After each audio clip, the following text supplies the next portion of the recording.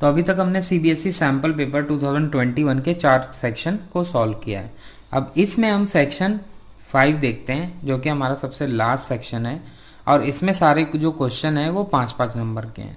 तो इसमें हमारे मैट्रिसेस हो गया, 3D ज्योमेट्री हो गया और लीनियर प्रोग्रामिंग हो गया, इसके क्वेश्चन यहाँ पर इंक्लूड किए हैं। तो इसमें सारे क्वेश्चन बहुत इंपॉर्टेंट हैं। इससे एक आपको आइडिया लग जाएगा कि इस तरह के क्वेश्चंस आएंगे तो हम कैसे सॉल्व करेंगे। तो मैं डिटेल में इसको थोड़ा सा डिस्कस करने वाला हूँ और इसमें वो कॉन्सेप्ट भी समझाऊंगा पूरा जो भी इस क्वेश्चन में यूज हुए हैं।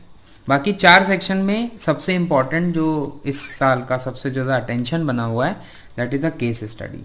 तो केस स्टडी टाइप का जो सेक्शन 2 में जो क्वेश्चंस हैं उसको मैंने पूरा कायदे से एक्सप्लेन किया है, तो आप उसको देख सकते हैं और सिंप्लीफाई कर सकते हैं। और उस तरह के क्वेश्चंस जो है मैं और बना के बहुत जल्द डालने वाला हूँ, तो उसको हम ध्यान देते हैं। ठीक है, तो सेक्शन 5 स्टार्ट करते हैं क्वेश्चन नंबर 36 से। तो इफ ए इज व्हाट, एक मैट्रिक्स दी है 3x3 की, ए इनवर्स पहले निकालना है, then hence solve the system. का मतलब क्या हुआ कि ये मैट्रिक्स कहीं पर इसमें यूज हो रही होगी। अब कैसे यूज हो रही होगी वो जब आप सॉल्व करेंगे तो पता लगेगा। तो अगर ए हमारी कोई मैट्रिक्स दी है तो उसका इनवर्स हम कैसे कैलकुलेट करेंगे वो मैं आपको बताने जा रहा हूँ। तो इनवर्स के बहुत ज़्यादातर सब लोग शॉर्ट टेक्निक यूज़ करते हैं, तो उसको यूज़ ना करें। मैं आपको यहाँ पर टेक्निक जो बताऊंगा वो जो बोर्ड एग्जाम में आपको जिस तरह से करना है वो टेक्निक बताऊंगा, बट अभी मैं सिंप्लीफाई कर दूंगा और आपको एक बार उसकी प्रैक्टिस करनी होगी।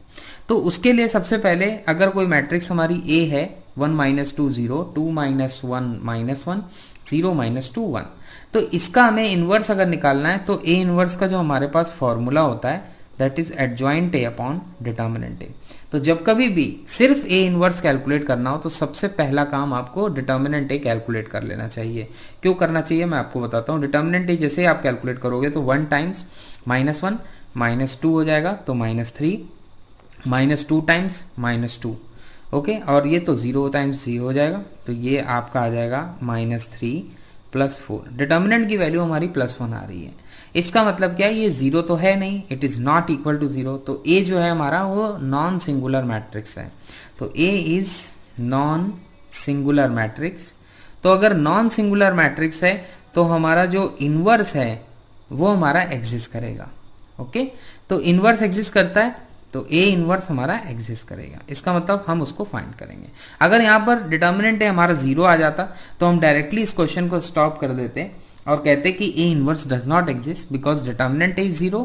और डिटर्मिनेंट अगर किसी का 0 होता है किसी मैट्रिक्स का तो हम कहते हैं कि वो मैट्रिक्स जो है सिंगुलर मैट्रिक्स होगी और उसका डिटर्मिनेंट 0 होगा, तो ए इनवर्स एग्जिस्ट नहीं करेगा। तो अब हमारे पास जो फॉर्मूले में है वो है एडजॉइंट ए। तो एडजॉइंट ए कैलकुलेट करने के लिए आपको कोफैक्टर का ट्रांसपोज निकालना होता है। ठीक है, मतलब एडजॉइंट ए जो भी होगा वो आप कैलकुलेट करोगे। कैसे करोगे मैं अभी बताऊंगा। कोफैक्टर मैट्रिक्स बनाओगे, कोफैक्टर मैट्रिक्स बनाने के बाद उसका ट्रांसपोज ले लोगे। ठीक है, और उसका जब ट्रांसपोज लोगे तो आपको एडजॉइंट ए मिल जाएगा। तो सबसे पहले होता है हर एक एलिमेंट का हम कोफैक्टर निकालते हैं।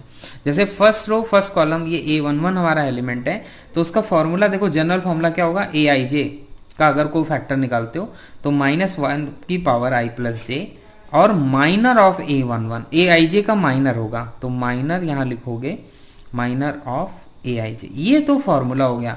तो एक मैं करके दिखाता हूँ। A11 का अगर आपको निकालना है तो -1 की पावर देखो i और j कितना है 1 + 1, और इसका माइनर क्या होगा A11 का, तो ये वाली एलिमेंट का रो छोड़ोगे कॉलम छोड़ोगे तो आ जाएगा -1 -1 -2 और 1। तो ये आपका माइनर आ जाएगा -1 की पावर स्क्वायर, और ये कितना हो जाएगा -1 और -2 -3 आ जाएगा। तो ये A11 का माइनर आ गया आपका। ठीक है, तो ये आपका कैलकुलेट हो गया A11 का माइनर, A11 का cofactor of the element A11 with the help of minor.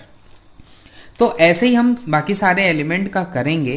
तो देखिए किस तरह से करेंगे, मैं आपको डायरेक्टली यहाँ से करके दिखाता हूँ तो आपको एक आइडिया भी लगेगा। जब हम करके दिखाते हैं तो एक आइडिया लग जाता है कि हमको किस तरह से कैलकुलेट करना। तो सबसे पहले हम लिखेंगे यहाँ पर एडजॉइंट ए, और जो भी हमारी मैट्रिक्स आएगी उसका हम ट्रांसपोज ले लेंगे। That is the formula for cofactor matrix, sorry adjoint A. तो कोफैक्टर निकालोगे तो पहले का हमने निकाला, देखिए तो पहले का हमने जो कोफैक्टर निकाला वो हमारा आ गया -3। अब दूसरा एलिमेंट देखो कौन सा है, ऐसे देख लो A12, ठीक है। तो फिर से आप लिखोगे -1 की पावर 1 + 1 और n2 का माइनर, ये आप लिखोगे सारे एलिमेंट के लिए, 9 एलिमेंट के लिए 9 आपको कोफैक्टर बनाने पड़ेंगे, ठीक है। तो हमने डायरेक्ट अगर मैं करूंगा तो 2 का अगर मैं निकालूंगा तो A12 है तो -1 बाहर आ जाएगा। तो पहले क्या करो, 2 का निकालो, ये कॉलम छोड़ो, ये रो छोड़ो, -2 आएगा और ये 0 हो जाएगा। तो -2 -0 -2 आएगा और एक माइनस इसकी वजह से आएगा, तो हमारा ये +2 आ जाएगा, ठीक है। इसी तरह से इसका निकालोगे तो ये A13 एलिमेंट है, अगर ये A13 एलिमेंट है तो बाहर प्लस रहेगा, तो क्या हो जाएगा -2 और इसका -2 इंटू -1 2 हो जाएगा। तो ये सीधे सीधे हमारा ये आ जाएगा, आपका 2 आ जाएगा, ठीक है। और ये जो मैट्रिक्स आएगी इसका हम ट्रांसपोज लेंगे, फिर इसके बाद या डैश लेंगे ट्रांसपोज, या टी से रिप्रेजेंट करो या डैश से करो। अब -2 का निकालो तो 2 इंटू 1 -0, तो 2 आ गया और इसका माइनस रहेगा क्योंकि ये 2 1 है, तो माइनस, तो कितना हो जाएगा, हमने इसका निकाला तो 2 -2 हो जाएगा। इसी तरह से इसका निकालोगे तो 1 -0 1 और 1 हो जाएगा, क्योंकि ये 2 2 है तो बाहर प्लस रहेगा। फिर इसका निकालोगे तो क्या होगा, -1 0, तो -1 आएगा, लेकिन इसका एक माइनस और आएगा तो 1 हो जाएगा, ठीक है। 0 का निकालोगे तो -4 -1 0, तो -4 हो जाएगा, और ये 3 1 एलिमेंट है तो सीधे -4 हो जाएगा। फिर इसका निकालोगे तो 1 इंटू -2 और 0 हो जाएगा, तो -2 और इसके बाहर एक माइनस बैठा होगा तो वो 2 हो जाएगा। इसका निकालोगे तो -1 और +4 हो जाएगा तो 3 हो जाएगा, और बाहर भी प्लस रहेगा। तो ये हमारा क्या आ गया, ये हमारा आ गया कोफैक्टर। और फिर ले लोगे उसका ट्रांसपोज तो मिल जाएगा आपको एडजॉइंट ऑफ ए। तो देखिए एडजॉइंट ए क्या मिला हमें, -3 2 2 -2 1 1 -4 2 3, ये आपका क्या आ गया, एडजॉइंट ए आ गया। और ए इनवर्स का जो फॉर्मूला हमने लगाया था, A inverse equal to adjoint A upon determinant A, और डिटर्मिनेंट ए की वैल्यू 1 है, तो सारे एंट्री में जब 1 से डिवाइड होगा तो ए इनवर्स की वैल्यू हमारी सेम आ जाएगी, -3 -2 -4 2 1 2 2 1 3, ये हमारा क्या आ गया, ए इनवर्स आ गया। अब इसकी मदद से, क्योंकि क्वेश्चन कह रहा है hence solve the system of equation, तो इसको हम ax + b system of equation को ax + b के फॉर्म में कैसे बनाते हैं, देखिए। तो इसकी कोफिशिएंट मैट्रिक्स उठाएंगे, तो अगर हम ax = b के फॉर्म में बनाएंगे तो क्या हो जाएगा, 1, इसके कोफिशिएंट उठाइए -2, और ये क्या हो गया, 0 हो गया, ये हो गया 2 -1 -1, ये हो गया 0 -2 1। ध्यान से देखिए, ये जो a मैट्रिक्स है और जो ये जो इसका जो a मैट्रिक्स है और ये जो दी है, ax = b फॉर्म में बनाओगे, और ये जो दी है देखो क्या है, ये देखो 1 -2 0, यानी कि ये इसका रो है तो इसका कॉलम है, ठीक है। 2 -1 -1, तो इसका कॉलम है, इसका रो है, इसका कॉलम है, इसका रो है, तो इसका मतलब ये इस मैट्रिक्स का ट्रांसपोज है, ठीक है। तो जो ये आपने निकाला है तो इसको आप किस तरह से लिखोगे, सिस्टम ऑफ इक्वेशन, ये हो जाएगा आपका XYZ इक्वल टू कितना है, बी मैट्रिक्स कितनी है, 10 8 7 10 8 7।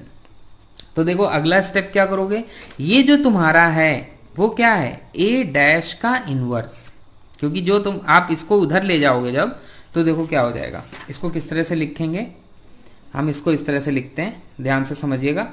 XYZ इक्वल टू, गलती हो जाती है इसमें, तो इससे हम इसको मैट्रिक्स को अगर A माना है तो इसको हम उधर ले जाएंगे, लेकिन ये A नहीं है, तो यहाँ पर हमें नाम दूसरा देना चाहिए, तो CX हमने नाम दिया, ठीक है, CX इक्वल टू B, जहाँ पर C अब इसकी कोफिशिएंट मैट्रिक्स है, तो इसकी जो कोफिशिएंट मैट्रिक्स है वो इस A का ट्रांसपोज है, ठीक है। तो X इक्वल टू यानी XYZ इक्वल टू, ये क्या हो जाएगा, 1 -2 0, पहले इसको ऐसे लिख लो, 2 -1 -1 0 -2 1। अभी सिंपल हो गया, CX इक्वल टू B हो गया, तो ये उधर जाएगा तो उसका इनवर्स हो जाएगा। अब उधर कैसे जाता है, तो इससे कंपोज कर देते हैं, जैसे ये C है तो C इनवर्स से कंपोज करेंगे तो C इनवर्स ही आइडेंटिटी हो जाएगा, और उधर C इनवर्स ये वाली मैट्रिक्स हो जाएगी। इस तरह से हम करते हैं, कंपोजिशन होता है, ठीक है। तो फिर अब देखो ये मैट्रिक्स जो है, ध्यान से देखिए, ये वाली जो मैट्रिक्स आई है वो इसका ट्रांसपोज है। इसका मतलब क्या है कि ये मैट्रिक्स मैं डायरेक्ट लिखूंगा 1 -2 0 2 -1 -1 0 -2 1, ये आपकी देखो वो मैट्रिक्स आ गई जो ओरिजिनल दी थी यहाँ, और इसका ट्रांसपोज ये वाली मैट्रिक्स है, और उस पूरे का हमारा जो भी आपका बचा है, पूरा ये मैट्रिक्स है, उसका ये इनवर्स है। तो किस तरह से लिखोगे, 10 8 7, ठीक है। अब इनवर्स और ट्रांसपोज दोनों पावर में है, देखिए ये ट्रांसपोज हो गया, ये इनवर्स हो गया, तो इंटरचेंज हो जाएंगे। तो किस तरह से लिखोगे, तो ये हो जाएगा 1 - 2 0, 2 - 1 -1 0 - 2 1। इसका क्या हो गया इनवर्स, और फिर पूरे जो आया उसका हम ट्रांसपोज ले लेंगे। तो 10 8 7। और तुम इसका इनवर्स कैलकुलेट कर चुके हो। इसका इनवर्स हमने क्या कैलकुलेट किया है, ये मैट्रिक्स कैलकुलेट की है, ये वाली। तो ये वैल्यू यहां पर प्लेस कर दोगे, ठीक है। तो हो जाएगा आपका -3 -2 -4 2 1 2 2 1 3। इसका आपको क्या लेना है, ट्रांसपोज, क्योंकि हमने डायरेक्ट इसकी वैल्यू प्लेस कर दी। तो 10 8 7। अब इसका ट्रांसपोज लोगे और फिर मल्टीप्लाई करोगे, ठीक है। तो इसका देखो ट्रांसपोज क्या होगा, -3 -2 -4 2 1 2 2 1 3, और इसका मल्टीप्लाई करोगे 10 8 7 में। बहुत आसान है, मल्टीप्लाई करना है, कुछ भी नहीं है, ठीक है। मल्टीप्लाई करो कैसे, -3 × 10 -30 प्लस ये कितना हो जाएगा -30 8 × 16। तो चलो लिख लेते हैं -30 + 16 + 14। तो ये तो 0 आ गई पहली वैल्यू। -20 1 का मल्टीप्लाई 8 में +8, 1 का मल्टीप्लाई 7 में +7, -4 का मल्टीप्लाई 10 में -40, 2 का मल्टीप्लाई 8 में 16, 3 का मल्टीप्लाई 7 में +21। इसको सॉल्व करिए, जो इसको सॉल्व करोगे वही आंसर, क्योंकि लेफ्ट हैंड साइड में हमारा XYZ है। तो कंपेयर करोगे XYZ की वैल्यू आ गई, कितनी आएगी देखिए, ये वैल्यू मैं यहाँ लिख दे रहा हूँ। -30 तो पहली वैल्यू 0, ये कितनी हो जाएगी 8 7 15 और -20 -5, और ये कितना हो जाएगा आपका हो जाएगा -40, और ये आपका हो गया 21 और 16, 21 हो गया 31 37 और -40 -3। ये आपका फाइनल आंसर है। तो x की जो वैल्यू आई वो 0 आई, y की वैल्यू आई -5 आई, z की वैल्यू -3 आई। ये हमारा सॉल्यूशन आ गया, जिसमें इस क्वेश्चन में दिया था कि पहले हमें a इनवर्स निकालना है, then by using a inverse you have to calculate the solution of this system. तो सॉल्यूशन ऑफ दिस सिस्टम क्या हुआ, 0 -5 एंड -3। ये हमारा फाइनल आंसर हुआ, ठीक है। तो हम अगले क्वेश्चन की तरफ बढ़ते हैं, जो इसका और पार्ट है, वो भी क्वेश्चन जो है हमारा मैट्रिसेस से रिलेटेड है। तो उस क्वेश्चन को हम ध्यान से समझते हैं, क्योंकि वो भी इसी तरह का है बट इससे ज़्यादा जो है इम्पॉर्टेंट है। ऑलराइट, तो क्वेश्चन नंबर अगले की तरफ हम बढ़ते हैं। तो अगला क्वेश्चन हमारा जो है दैट इज 36 और पार्ट। तो क्या है पहले ये देख लेते हैं। तो पहले मैं इस क्वेश्चन को लिख लेता हूँ। तो क्वेश्चन नंबर 36 का जो और पार्ट है वो हमारा ये रहा, जिसमें इवैल्यूएट द प्रोडक्ट। पहले आपको ए बी कैलकुलेट करना है, जहाँ पर ए और बी दो मैट्रिसेस हैं 3x3 की। Then you have to solve the system of linear equation. तो देखिए इस तरह के क्वेश्चन को हम कैसे करते हैं, जब आपको प्रोडक्ट भी इवैल्यूएट करना हो और यूजिंग द प्रोडक्ट, उस प्रोडक्ट को यूज करके हमें किसी सिस्टम ऑफ इक्वेशन को सॉल्व करना होगा। तो ध्यान से देखते हैं। तो सबसे पहले हम इसका प्रोडक्ट निकालेंगे a इंटू बी का। तो देखिए किस तरह से प्रोडक्ट निकालेंगे। तो 1 × 2 -1 × 4 ऐसे लिख सकते हैं। 1 × 2 -1 × -4 4 हो गया, तो 4 2 6 हो गया। तो ये पहला एलिमेंट जो हमारा आएगा वो हमारा कितना आ गया, 6 आ गया, ठीक है। ए बी का प्रोडक्ट हम कैलकुलेट करने जा रहे हैं। फिर दूसरी एंट्री निकालेंगे, तो 1 × 2 और ये -2, तो ये 0 हो जाएगा। तीसरी एंट्री निकालेंगे तो 1 × -4 और ये +4 हो जाएगा, तो ये 0 हो जाएगा। बाकी लास्ट वाले में तो 0 का प्रोडक्ट होना है, कोई फर्क नहीं पड़ेगा। 2 × 2 4, 3 × 4 -12, तो -12 और 4 -8 और 4 to the 8, ये भी 0 हो गया। 2 × 2 4 और ये आपका आ गया 4 और 3 to the 6 और ये हो गया -4। तो 6 - 4 जो हो गया आपका 2 हो गया, और 2 + 4 हो गया आपका 6। इस तरह से आप कैलकुलेट कर सकते हैं, पर आपको लिखना चाहिए, क्योंकि एग्जाम में सही से लिखने पे ही मार्क्स मिलते हैं। शॉर्ट ट्रिक्स यूज करने के मार्क्स नहीं मिलेंगे। ऑलराइट, अब इसका क्या करेंगे, थर्ड वाले का देखते हैं। 2 4 -8 और 3 4 -12 और ये हो गया 20, तो ये भी हमारा 0 आ जाएगा। अल्टीमेटली ये भी 0 आएगा, ये भी 0 और 6 आ जाएगा, ठीक है। आप कैलकुलेट कर सकते हैं। ए बी का प्रोडक्ट जो है हमारा ये आया।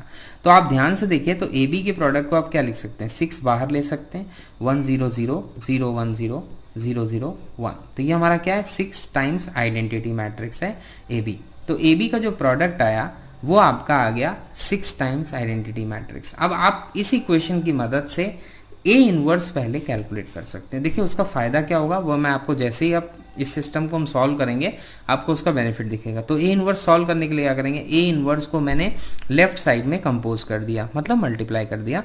तो a inverse a equal to b हो जाएगा, और 6 क्योंकि कांस्टेंट है बाहर ले लिया, ए इनवर्स बी हो जाएगा। ठीक है, तो ये आपका ए इनवर्स ए आइडेंटिटी हो जाएगा, आई टाइम्स बी हो जाएगा, 6 टाइम्स ए इनवर्स बी। ठीक है, सो ए बी बी कहाँ से आएगा, बी इधर नहीं आएगा ना, सीधे ए इनवर्स से कंपोज किया ना, तो ए इनवर्स की वैल्यू कितनी आ जाएगी, 1/6 टाइम्स बी, क्योंकि आइडेंटिटी मैट्रिक्स का मल्टीप्लाई बी में करोगे तो आपको बी मिलेगा। ठीक है, करके देख सकते हैं, आइडेंटिटी मैट्रिक्स से किसी भी मैट्रिक्स दूसरी मल्टीप्लाई करेंगे तो सेम मैट्रिक्स आ जाएगी। तो ए इनवर्स की वैल्यू 1/6 टाइम्स बी आ जाएगा।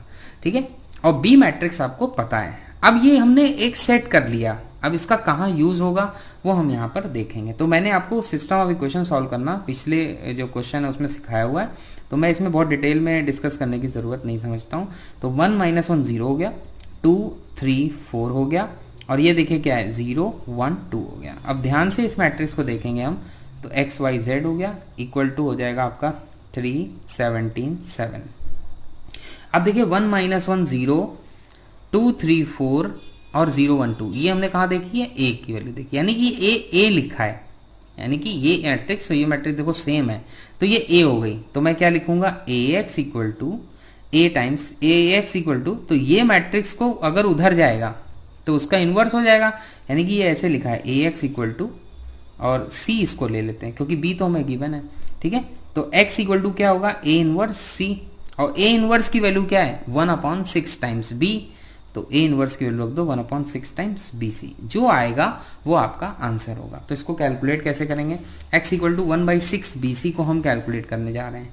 तो देखिए x इक्वल टू हो गया 1/6, बी मैट्रिक्स आपकी क्या है, बी मैट्रिक्स है 2 2 -4, ये हमारी है, तो इसको ऐसे रख लेते हैं, ये हो जाएगी आपकी 2 2 -4 -4 2 -4 2 -1 5, ये हमारी क्या आ गई, बी मैट्रिक्स आ गई। और सी मैट्रिक्स हमारी कितनी है, देखिए 3 17 7। ठीक है, 3 17 7, जस्ट आपको क्या करना है, मल्टीप्लाई करना, और ये x क्योंकि यहाँ ऐसे भी लिख देंगे तो मैट्रिक्स में ही लिख रहे हैं, तो ये हो गया x y z हो गया, मल्टीप्लाई कर दीजिए, तो 2 × 3 हो गया हमारा 6, पहले 1/6 से डिवाइड कर देंगे, इक्वल टू का साइन, यहाँ इक्वल टू का साइन, ये सब चीज़ें भी आपको बोर्ड एग्जाम में कायदे से करनी चाहिए कि प्रॉपरली लगाएं। 2 3 = 6, 17 2 = 34, -4 7 = 28, और ये कितना आ जाएगा, -4 3 = 12, और 2 7 17 34, और -4 × 7 -28। ऑलराइट, 2 3 = 6 -17 और +35 हो जाएगा। तो देखिए कितना हो जाएगा, इसको सॉल्व करेंगे, 1/6 तो बाहर ही रहेगा, 34 और 6 हो गया हमारा 40 और 28 सब्ट्रैक्ट होगा तो 12, ये हो गया 34 -12 हो गया आपका 22 -28 -6 हो गया, और 35 और +6, या फिर ऐसे कर लें 36 -17 -11, और 35 में से 11 चला जाएगा तो 24 बचेगा। अब क्या करेंगे, 6 से हम डिवाइड कर देंगे, 2 -1 और 4, यानी कि x की वैल्यू 2, y की वैल्यू -1 और z की वैल्यू 4 आ गई। ये हमारा फाइनल आंसर है। फिर इसके बाद अगले क्वेश्चन की तरफ बढ़ते हैं, जो कि लीनियर प्रोग्रामिंग का क्वेश्चन है, बहुत ही इंपॉर्टेंट, बहुत अच्छा क्वेश्चन पूछा हुआ है। सॉरी, लीनियर प्रोग्रामिंग का क्वेश्चन जो है 38 है, तो 37 सॉल्व करते हैं, जो कि 3D ज्योमेट्री का क्वेश्चन है। Find the shortest distance between the lines. हमारे पास 2 लाइन गिवन है, इनका हमें शॉर्टेस्ट डिस्टेंस निकालना है। फिर वो कह रहा है इफ द लाइंस इंटरसेक्ट, अगर लाइंस इंटरसेक्ट करती हैं then find their point of intersection, तो हमें उनका पॉइंट ऑफ इंटरसेक्शन कैलकुलेट करना है। तो देखिए सबसे पहले इसमें क्या करेंगे, 3D ज्योमेट्री क्वेश्चन है, तो हमारे पास जो लाइंस ली इनको मैं लिख लेता हूँ।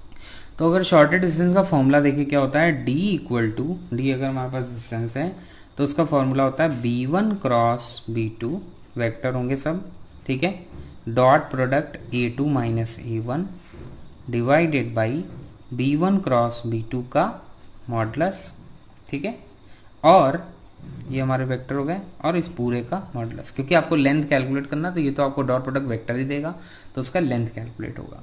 तो ये हमारे पास फॉर्मूला है। तो सबसे पहले देखें a1 b1 a2 b2 कौन है, ये हमारा a1 है, जो ये हमारा पोर्शन है इसको ब्रैकेट में मैं कर लेता हूँ। A1 हमारा ये हो गया, ये हो गया हमारा B1, ये हमारा हो गया A2, ये हो गया हमारा B2।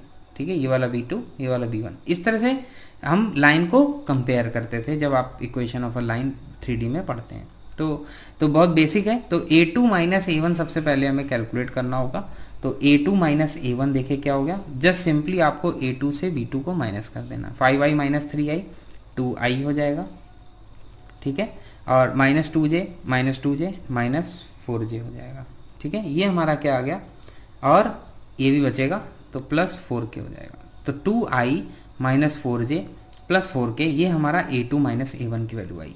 B1 क्रॉस B2 की वैल्यू किस तरह से कैलकुलेट होगी, क्रॉस प्रोडक्ट लेना है तो i j k, और B1 क्रॉस B2 कौन है, तो इसके कोफिशिएंट ले लें 1 2 2 1 2 2, और ये हो गया 3 2 6 3 2 6। इसको सॉल्व कर लेते हैं।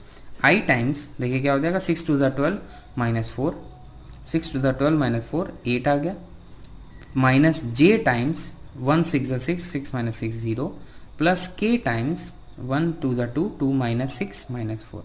तो ये आ गया हमारा 8i माइनस 4k। ठीक है, अब हमें क्या करना है कि पहले हमें इन दोनों का डॉट प्रोडक्ट कैलकुलेट करना होगा। तो B1 क्रॉस B2 का डॉट प्रोडक्ट निकालेंगे A2 माइनस A1 से। क्या हो जाएगा देखिए, B1 क्रॉस B2 हमारा क्या है, ये है 8i minus 4k dot product A2 minus A1 2i minus 4j plus 4k। तो कितना हो जाएगा 8 टू द 16 8 टू द 16, और j वाला 0 है तो 0 हो जाएगा, यहाँ पर कोई इशू नहीं। फिर उसके बाद माइनस 4 4 द 16, तो ये आ गया 0। तो इसका मतलब जैसे ही ऊपर वाला 0 होगा ये पूरा 0 हो जाएगा। तो शॉर्टेज डिस्टेंस जो है हमारी 0 आई। तो लाइन्स इंटरसेक्ट करेंगी, लाइन्स अगर इंटरसेक्ट करेंगी तो तुम्हें पॉइंट ऑफ इंटरसेक्शन निकालना है। मतलब दो लाइन अगर पॉइंट ऑफ इंटरसेक्शन है तो दो लाइन सेम कब होंगी, तो इन दोनों लाइन को हम सेम कर देंगे। तो देखिए किस तरह से होगा वो कैलकुलेशन। तो पहले मैं लिखूंगा, अगर दोनों लाइन को मुझे सेम करना है तो 3i 2j minus 4k plus lambda times i plus 2j plus 2k equal to 5i minus 2j plus mu times, bracket बंद कर लेते हैं, म्यू टाइम्स हो जाएगा 3i plus 2j plus 6k। अब देखो ध्यान से कंपेयर कैसे करोगे, i का कोफिशिएंट कैलकुलेट करो, i का कोफिशिएंट उधर कैलकुलेट करो, दोनों तरफ कैलकुलेट करके इक्वल कर दो। तो i का कोफिशिएंट क्या होगा 3 प्लस लैम्डा, तो हमारा हो गया 3 प्लस लैम्डा इक्वल टू इधर क्या होगा 5 प्लस 3 म्यू, 5 प्लस 3 म्यू। तो इक्वेशन हमारी क्या बनेगी, lambda minus 3 mu equal to 5 minus 3 2। First equation आ गई। अब जे का कर दो, क्योंकि दो कांस्टेंट है लैम्डा और म्यू, जब वो पता लगेंगे तभी तो पता लगेगा। तो पहले हमें लैम्डा और म्यू मालूम होना चाहिए। तो आप क्या करोगे, तो लैम्डा और म्यू कैलकुलेट करने के लिए दो कांस्टेंट दो इक्वेशन चाहिए। तो जे का कंपेयर कर दो, तो जे का हो जाएगा 2 प्लस 2 लैम्डा इक्वल टू इधर जे का क्या होगा माइनस 2 प्लस 2 म्यू। ठीक है, इसको सिंप्लीफाई करोगे क्या आ जाएगा 2 lambda minus 2 mu equal to ये माइनस 2 माइनस 4 हो जाएगा। ठीक है, इसको सॉल्व कर सकते हो, lambda minus 2 equal to minus 2 से सिंपली डिवाइड कर दिया। अब हमारे पास दो इक्वेशन है, lambda minus 3 mu equal to 2 और lambda minus mu equal to minus 2। दोनों को आप सिंप्लीफाई कर दो। ठीक है, तो दोनों को हम सिंप्लीफाई कैसे करेंगे वो देखते हैं। तो लैम्डा लैम्डा कैंसिल हो जाएगा, एलिमिनेशन मेथड लगा देंगे, क्लास 10 में पढ़ा होगा। माइनस 2 म्यू इक्वल टू कितना हो जाएगा 4, तो म्यू की वैल्यू आ जाएगी आपकी माइनस 2। म्यू की वैल्यू माइनस 2 रख दोगे तो lambda plus 2 equal to minus 2, lambda की वैल्यू आ जाएगी माइनस 4। लैम्डा आ गया माइनस 4, म्यू आ गया माइनस 2। तो लैम्डा और म्यू की वैल्यू हमने कैलकुलेट कर ली है। जैसे ही आप किसी भी लाइन में लैम्डा और म्यू की वैल्यू रखेंगे आपको वो क्या मिल जाएगा, पॉइंट ऑफ इंटरसेक्शन। तो मान लीजिए हमने सेकेंड लाइन में हमने रख देती है। अगर हम सेकेंड लाइन में देखे रखते हैं तो क्या हो जाएगी सिचुएशन, मान लो इसको ले लेते हैं। ठीक है, 5i माइनस 2j, तो r इक्वल टू हो जाएगा आपका 5i minus 2j plus mu की वैल्यू कितनी है देखिए, म्यू की वैल्यू है आपकी माइनस 2, तो हमने माइनस 2 रख दिया, 3i plus 2j plus 6k। Just आपको इसको कैलकुलेट कर देना है। तो 5i minus 6i minus i हो जाएगा, और माइनस 2j और माइनस 2j आपका माइनस 2j ये वाला हुआ, और ये माइनस 4 हो जाएगा तो माइनस 6 हो जाएगा। तो माइनस 6j और k तो हमें है ही नहीं, तो 2 6 12 हो जाएगा। तो आपके पास जो पॉइंट आ गए -1 -6 -12, ये हमारे पॉइंट ऑफ इंटरसेक्शन हो गए इन दोनों लाइन के। फिर अगला क्वेश्चन जो हमारा और वाला पार्ट है फुट ऑफ परपेंडिकुलर, जिसमें फाइंड करना है, तो वो क्वेश्चन बहुत इंपॉर्टेंट है। चलिए उसको देखते हैं। फुट ऑफ परपेंडिकुलर का क्वेश्चन आ सकता है एग्जाम में, स्पेशली प्लेन के रिस्पेक्ट में। तो 37 का और पार्ट देखते हैं, that is find the foot of perpendicular drawn from the point -1, 3, -6 to the plane 2x + y - 2z + 5 = 0। Find the equation and length of the perpendicular. ठीक है, तो पहले तो आप क्या फाइंड करेंगे, coordinates of foot of perpendicular. तो हम देखते हैं फुट ऑफ परपेंडिकुलर होता क्या है। तो जैसे मान लीजिए कि वो कह रहा है कि एक पॉइंट है हमारा, दैट इज -1, 3, -6। इस पॉइंट को हमने जो है ए मान लिया है। इस पॉइंट से प्लेन पर एक परपेंडिकुलर ड्रॉ होगा। तो ये पॉइंट हमारा है, तो इस पर हमारा इस तरह से परपेंडिकुलर हुआ, मतलब इसका ये जो है ए से परपेंडिकुलर ड्रॉ करेंगे तो ये बी पॉइंट हमें जो मिलेगा, इस पॉइंट को हम कहते हैं फुट ऑफ परपेंडिकुलर। सबसे पहले तो ये पता होना चाहिए फुट ऑफ परपेंडिकुलर होता क्या है। तो फुट ऑफ परपेंडिकुलर मतलब जो लाइन है जा रही है 90 डिग्री पे, इंटरसेक्ट करेगी, परपेंडिकुलर होगी किसी प्लेन के, और उस प्लेन की इक्वेशन आपको दी है 2x + y - 2z + 5 = 0। ठीक है, ये हमें प्लेन की इक्वेशन दी, इस प्लेन पे परपेंडिकुलर है। तो देखिए इस तरह की प्रॉब्लम को कैसे करते हैं। तो सबसे पहले इस प्लेन के जो drs हैं वो आप यूज कर सकते हो 2, 1 - 2। ठीक है, तो उससे आपकी इस इक्वेशन की लाइन आ जाएगी। तो क्या आ जाएगी, इक्वेशन ऑफ अ लाइन। तो हम लिखेंगे, यहाँ पर लिख सकते हैं लेट ए बी द, ए हमारा वो पॉइंट है जिससे हम परपेंडिकुलर ड्रॉ कर रहे हैं।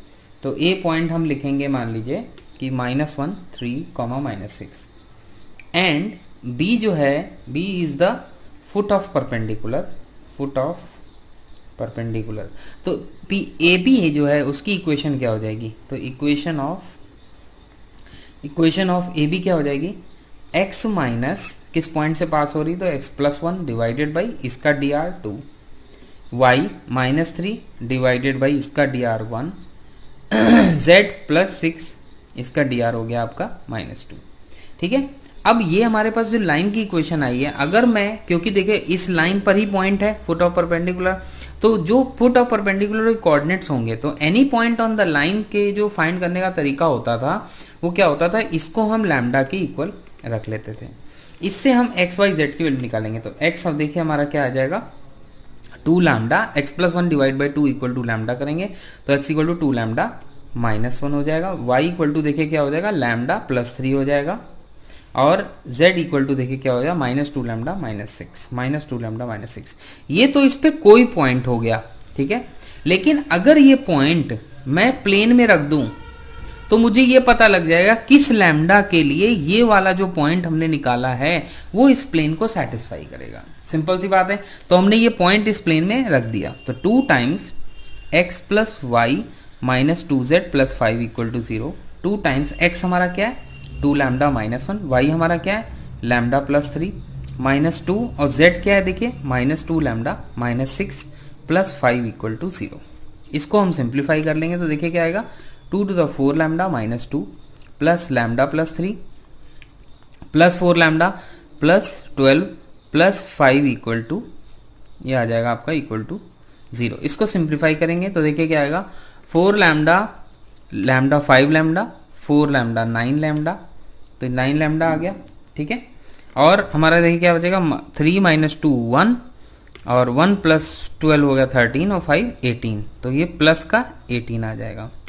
ठीक है, = 0। तो इससे आपकी जो लैम्डा की वैल्यू आएगी वो आ गई आपकी -2। अब जब लैम्डा की वैल्यू आपने -2 निकाली तो यानी कि ये कह रहा है इस लैम्डा के लिए ये जो पॉइंट होगा वो प्लेन पे लाई करेगा। अब मुझे सिर्फ एक ही चीज चाहिए कि लैम्डा की वैल्यू मैंने इसमें अगर रखूंगा तो मुझे ये वो पॉइंट मिलेगा जो इस प्लेन को सेटिस्फाई कर रहा है। ठीक है, और हम फिर क्या करेंगे देखिए, तो ये हमारा जो पॉइंट हो गया, लैम्डा की वैल्यू -2 रखोगे तो तुम्हें पॉइंट मिलेगा, x = मिल जाएगा आपको 2 लैम्डा -2 मतलब -2, तो ये जाएगा -5। ठीक है, और y हमारा क्या होगा, लैम्डा +3 -2 +3 1 हो जाएगा। और हमारा z क्या हो जाएगा, z हो जाएगा -2 लैम्डा, तो +4 -6 -2, तो -5 1 -2 ये हमारा फुट ऑफ परपेंडिकुलर के कोऑर्डिनेट्स हो जाएंगे। ठीक है, फिर उसके बाद वो कह रहा है कि जो आपका लेंथ ऑफ परपेंडिकुलर है वो आप कैसे निकालोगे। ठीक है, तो लेंथ ऑफ परपेंडिकुलर कैसे निकलेगा, लेंथ ऑफ परपेंडिकुलर निकालने के लिए आप क्या करोगे, ये 2 पॉइंट हमें दिए हैं, यही लेंथ ऑफ परपेंडिकुलर है, परपेंडिकुलर ड्रॉ होगा तो इनका हमें डिस्टेंस कैलकुलेट करना है। तो हम डिस्टेंस फॉर्मूला डायरेक्ट लगाएंगे, AB इक्वल टू -1 +5 4 का स्क्वायर +3 -1 2 का स्क्वायर +6 +2 -4 का स्क्वायर, तो वो -4 का स्क्वायर ऐसे लिख सकते हो। तो क्या हो जाएगा 16 +4 +16, तो क्या हो जाएगा 36, लेंथ आ जाएगा 6 यूनिट। ठीक है, तो लेंथ ऑफ परपेंडिकुलर हमने फाइंड कर लिया। तो इसने एक क्वेश्चन और पूछा है, इक्वेशन फाइंड करनी है। तो जो AB हमारा है, A पॉइंट और B पॉइंट से पास होने वाली लाइन की इक्वेशन क्या होती है, तो फॉर्मूला लगा दोगे x - x1 upon x2 - x1, y2 - y1 upon y - y1 upon y2 - y1, जो फॉर्मूला होता है हमारा z - z1 upon z2 - z1। तो ये हमारी लाइन की इक्वेशन आ जाएगी, क्योंकि फुट ऑफ परपेंडिकुलर क्या है, लाइन बनेगा।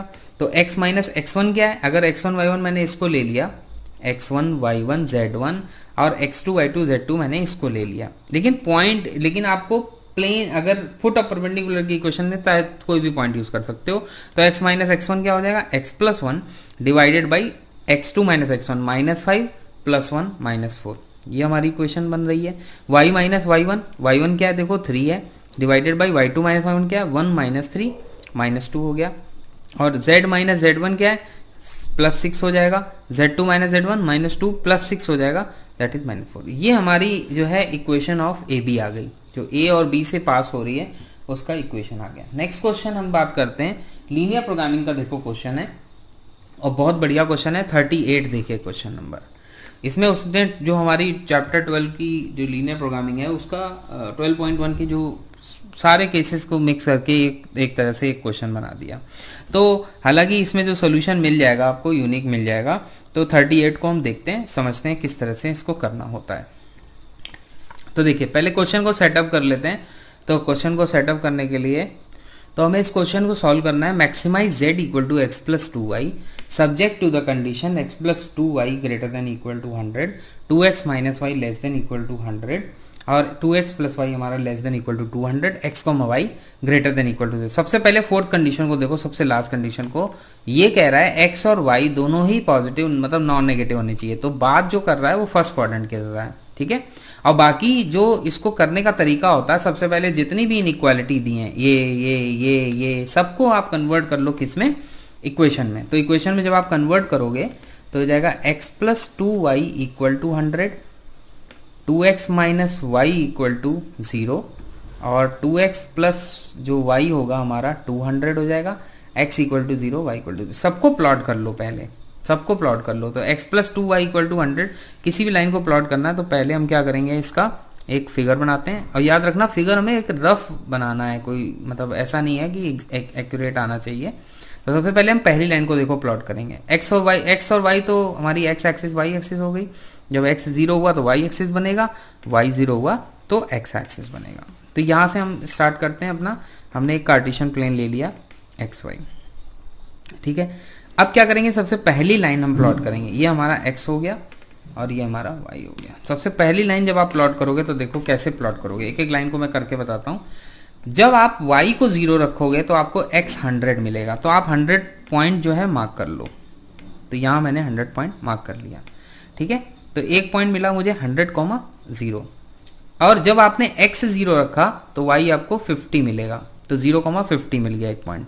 तो हमने 0,50 को मार्क कर लिया और फिर दोनों पॉइंट को ज्वाइन करा देंगे तो हमें लाइन मिल जाएगी। वो लाइन हमारी कौन सी हुई, x + 2y इक्वल टू 100 है ना, ठीक है।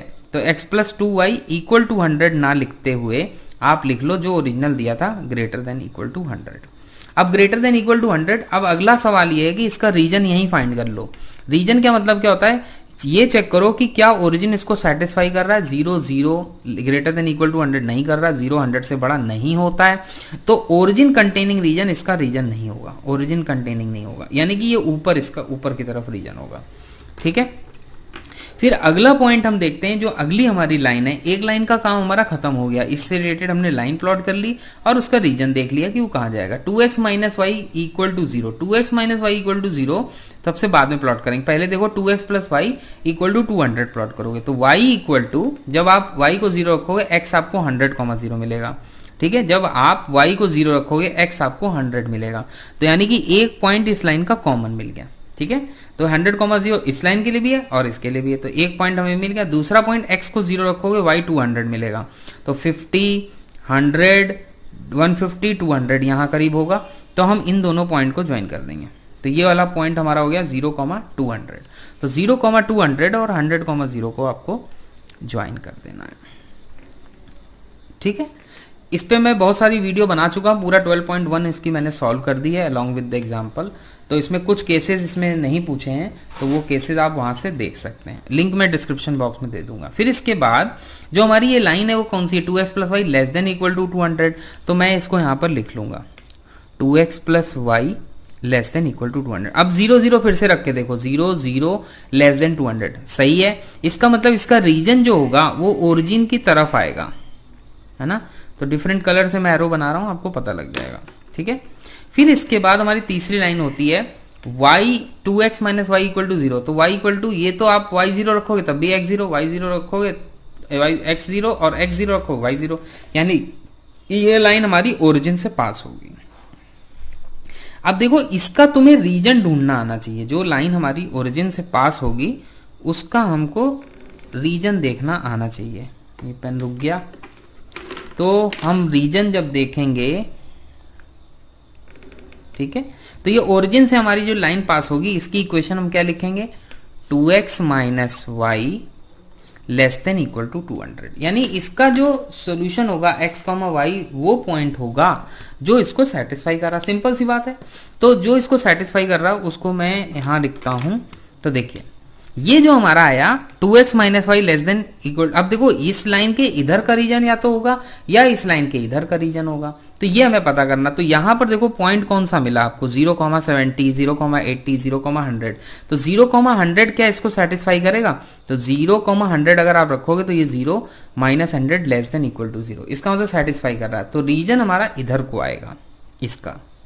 अब जहां पर आपको तीनों कलर के एरो दिख रहे हैं एक साथ, जैसे देखो यहां पर आपको ऊपर जो है ना ब्लैक दिखेगा, ये वाला दिखेगा, और यहां पर ब्लैक भी दिख रहा है, ये वाला भी दिख रहा है और ये वाला भी दिख रहा है, तो ये हमारा जो है फीजिबल रीजन होगा। याद रखना, जो तीनों इनइक्वालिटी, चारों इनइक्वालिटी और x greater than 0 y greater then 0 है फर्स्ट क्वाड्रेंट, तो ये हमारा क्या हो गया, फीजिबल रीजन हो गया। बिना फीजिबल रीजन ढूंढे लीनियर प्रोग्रामिंग का क्वेश्चन आप नहीं कर सकते। अब हमारा काम क्या देखिए हो गया, अब हमारा काम ये हो गया, जो फीजिबल रीजन आपको मिला है उसके आप कॉर्नर पॉइंट ढूंढ लो। ये वाले हो गए, मतलब जो इंटरसेक्टिंग पॉइंट है, ये वाला हो गया, ये वाला हो गया। तो इसमें 2 पॉइंट तो हमें पता है, लेकिन 2 पॉइंट नहीं पता, तो इसको कैलकुलेट देखो कैसे करोगे। ये वाला पॉइंट अगर मैं कैलकुलेट करूंगा तो ये वाला इंटरसेक्शन पॉइंट है किसका किसका, 2x minus y equal to 0, तो मैंने यहां लिख लिया 2x minus y equal to 0, और ये वाली लाइन का, ये वाली लाइन हमारी कौन सी, x plus 2y equal to 100, x plus 2y equal to 100। इनको सॉल्व कर लो, ठीक है।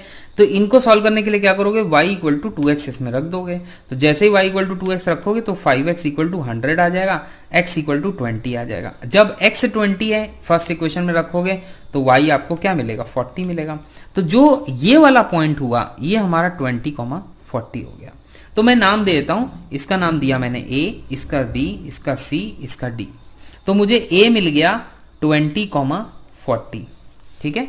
इसी तरह से मुझे ये बी पॉइंट की तलाश है, तो देखिए बी पॉइंट कौन कौन सी लाइन का इंटरसेक्शन है, एक तो 2x plus y less then 200, तो इसको मैं लिखूंगा 2x plus y equal to 100, और एक हमारी y इक्वल टू 2x, तो y इक्वल टू 2x। अब y इक्वल टू 2x मैं इसमें रख दूंगा, तो क्या आ जाएगा हमारे पास, देखो y इक्वल टू 2x रखोगे तो 4x इक्वल टू 100 आ जाएगा, तो x इक्वल टू 25 आ गया।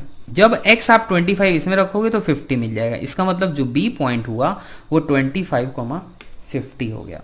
अब आपके पास कॉर्नर पॉइंट लगभग सारे मिल गए, ये वाला ये वाला ये वाला ये वाला, तो बी पॉइंट हमें जो मिला दैट इज 25,40 मिला, ठीक है। और जो हमारा सी पॉइंट है वो है आपका 0,200 और डी जो पॉइंट है वो आपका है हमारा डी पॉइंट कितना है 0,50। तो ये वाले हमारे पास पॉइंट आ गए 0,50, 0,200, 25,50 और डी ये जो है 0,50, 0,200। अब इन सभी पॉइंट्स पे आपको z की वैल्यू कैलकुलेट करनी है। तो ऑब्जेक्टिव फंक्शन देखो क्या दिया है, x+2y दिया है, ठीक है। तो यहां पर एक पॉइंट हमारा गलत निकल गया, ये लाइन जो है हमारी 2x + y 200 है, ठीक है। तो x जब आप रखोगे इसमें y की वैल्यू 2x रखोगे, y की वैल्यू 2x रखोगे तो 2x जो है 4x हो जाएगा। तो ये आपका कितना आ जाएगा 4x आ जाएगा, 4x = 200, 4x = 200, तो x की वैल्यू आपको 50 मिलेगी। और जब x 50 मिलेगा तो y आपको 100 मिल जाएगा, ठीक है। तो y आपको कितना मिल गया 100। तो 50,100 जो पॉइंट होगा, जो हमने 25,50 निकाला है, वो आपका जो पॉइंट है वो 50,100 हुआ। तो इस तरह की भी कैलकुलेशन मिस्टेक हो सकती है, तो आपको ध्यान रखना होगा। अब हम क्या करेंगे, ए पर जो हमारा 20,40 है उस पर हम z की वैल्यू कैलकुलेट करेंगे। तो मैक्सिमाइज z जो हमारा फंक्शन दिया था वो क्या था, x+2y, ठीक है। याद रखिएगा सॉल्यूशन में गलत दिया है, सॉल्यूशन में मैक्सिमाइज z को 3x + y ले लिया, जो कि आपको नहीं लेना है। उसका कारण ये है कि जब भी आप क्वेश्चन करेंगे तो अकॉर्डिंग टू क्वेश्चन होना चाहिए सॉल्यूशन, सॉल्यूशन के अकॉर्डिंग क्वेश्चन नहीं होना चाहिए, इसलिए जो दिया वो करूंगा। तो मैक्सिमाइज z x+y है, x की जगह x+2y है, तो x की जगह मैंने 20 रखा और y की जगह 40 रखा, तो ये मेरा हो गया 80। तो 80 + 20 कितना हो गया 100। तो पहला जो z आएगा वो हमारा 100 आएगा, ठीक है, कोई दिक्कत नहीं। 20,40 रखा, 40 × 80 + 20 100 हो गया। अब b पर निकालोगे वैल्यू, तो b हमारा पॉइंट कौन सा है 50,100। तो 50,100 पे वैल्यू देखिए कितनी आएगी, 50 + 100 + 200, तो ये हो गया 50 + 2 × 100, 200 हो गया, 250 हो गया, ठीक है। सी पॉइंट हमारा हुआ 0,200। तो सीधे सीधे वैल्यू कितनी हो गई, 0,200 लगाओगे तो 400 वैल्यू आ जाएगी। तो डायरेक्टली लिख रहा हूं मैं z = 400। डी हमारा पॉइंट जो हुआ दैट इज 0,50। तो z की वैल्यू हमारी कितनी हो जाएगी 50 × 100। अब इसमें वो कह रहा है कि आपको मैक्सिमाइज करना है, z जो ऑब्जेक्टिव फंक्शन है उसको हमें मैक्सिमाइज करना है। तो मैक्सिमम वैल्यू कितनी होगी 250, यानी कि ये जो मैक्सिमम वैल्यू z = 250 आई है इसको हम बोलेंगे ऑप्टिमल वैल्यू, ठीक है। ध्यान रखिएगा ये कई जगह आपको मिलता नहीं है, बट एनसीईआरटी में पूरा डिस्क्रिप्शन दिया है। z = 250 हमारी ऑप्टिमल वैल्यू हो गई, और जिस पॉइंट पे ये मैक्सिमम वैल्यू आई है यानी 50,100, तो 50,100 जो है उसको हम बोलते हैं कि ये हमारा ऑप्टिमल सॉल्यूशन हुआ। याद रखिएगा ये हमारा ऑप्टिमल सॉल्यूशन हुआ। तो इस तरह से ये क्वेश्चन हमारा कंप्लीट हुआ। फिर अगले हम बात करते हैं, हालांकि आंसर जो है आपका इसमें जो आंसर इन्होंने सैंपल पेपर में दिया है वो मैच कर रहा है। 50,100 जो है हमारा ऑप्टिमल सॉल्यूशन है और मैक्सिमाइज z = 250 है, ठीक है। तो हमारा x+2y हमें लेना है ये वाला, इसी के हिसाब से हमें वैल्यू इवेल्युएट करनी है। तो अगला क्वेश्चन देखते हैं, 38 का जो और पार्ट है वो क्या कह रहा है। इसी के साथ हम लोग अपना पेपर जो है समाप्त करेंगे। तो 38 का और पार्ट देखते हैं कि वो क्या कह रहा है, ठीक है। तो क्वेश्चन को ध्यान से पढ़िएगा। The corner points of the feasible region determined by the system of linear constraint। कोई system of linear constraint थे हमारे पास, उसका हमने ये solution निकाल लिया जिसको हम feasible region। तो ये वाला जो है ना हमारा region shaded जो है इसको हम क्या बोल रहे हैं, इसकी feasible region है। तो पहला क्वेश्चन देखते हैं क्या पूछ रहा है, answer each of the following. ये फिगर देख के हमें जो इन्फॉर्मेशन मिली पहले उसको नोट कर लो। क्या क्या मिले, देखो कॉर्नर पॉइंट मिले A, B, C, D, E, O। Origin भी हमारा कॉमन कॉर्नर पॉइंट है, पिछले क्वेश्चन में नहीं मिला तो कोई बात नहीं। तो सबसे पहले ओरिजिन लिख लो, 0,0 मिल गया। फिर उसके बाद हमने मान लो E लिखा, ठीक है, तो E हमारा 4,0 मिला, किसी भी डायरेक्शन में लिख सकते हैं कोई दिक्कत नहीं। D हमने लिखा 6,5 लिखा, फिर हमने C लिखा 6,8 और B लिखा 4,10 और A लिखा 0,8। अब सब पे क्या है, सबसे पहले सब पे जो आपका ऑब्जेक्टिव फंक्शन दिया है answer each of the following, let z equal to 3x minus y be the objective function, find the maximum and minimum value of z, also corresponding point of at which maximum minimum value occur। यानी कि z equal to जो हमारा 3x minus 4y दिया है, इसके हिसाब से x और y इसमें रख के हम वैल्यू कैलकुलेट करेंगे। 0 0 रखेंगे 0 आ जाएगा। z इक्वल टू 4,0 रखेंगे तो 3 इंटू 4 माइनस 4 इंटू 0 कितना हो गया, 12 हो गया। z equal to 6,5 3 into 6 minus 4 into 5 कितना हो गया, 3 6 18 माइनस 20 माइनस 2 आ गया। z इक्वल टू हमारा कितना हो गया, देखो z equal to 3 into 6 minus 4 into 8, ये कितना हो गया 18 और माइनस 32, तो 32 में से 18 हटाना है, तो 32 और माइनस हो गया 10, 32 माइनस 18 हटाना, 32 22 में से 8 हटा दोगे तो माइनस 14 आ जाएगा। ठीक है, 3 इंटू आप 4 रख दोगे माइनस 4 इंटू 10 रख दोगे तो कितना होगा, 3 4 12 और 40 में से 12 गए माइनस 28 बचेगा। z इक्वल टू 0 रखा, 3 इंटू 0 माइनस 4 इंटू 8, तो देखो कितना हो गया माइनस 32। तो सबसे बड़ी वैल्यू कौन सी हुई, सबसे बड़ी वैल्यू तो पहली हो गई, इसमें तो कोई डाउट ही नहीं है। तो इसका मतलब मैक्सिमम जो वैल्यू है हमारी वो आपकी आ गई z इक्वल टू 12, लेकिन किस पॉइंट पे, तो 4,0 पे, और मिनिमम वैल्यू कितनी है, 32 है माइनस का। ठीक है, तो a हमारा जो पॉइंट है वो हमारा क्या हो गया, पॉइंट हो गया, ऑप्टिमल सोल्यूशन हो गया, मिनिमम मिल रहा है, और जो z की वैल्यू है मिनिमम z, मिनिमाइज z जो है वो माइनस 32 हो गया। तो ये हमारा इसका आंसर हो गया। फिर उसके बाद वो कह रहा है, अगला पार्ट देखो क्या कह रहा है, सेकेंड पार्ट। तो ये भी बहुत अच्छा क्वेश्चन था, थोड़ा सा पैटर्न जो है चेंज किया है, तो क्वेश्चन का लेवल जो है बहुत हाई नहीं डाला है, बट जो क्वेश्चन के करने का तरीका है वो थोड़ा सा डिफरेंट कर दिया। तो let z equal to p x plus q y हमें दिया हुआ है, और वो कह रहा है कि पी क्यू जो है वो पॉजिटिव है।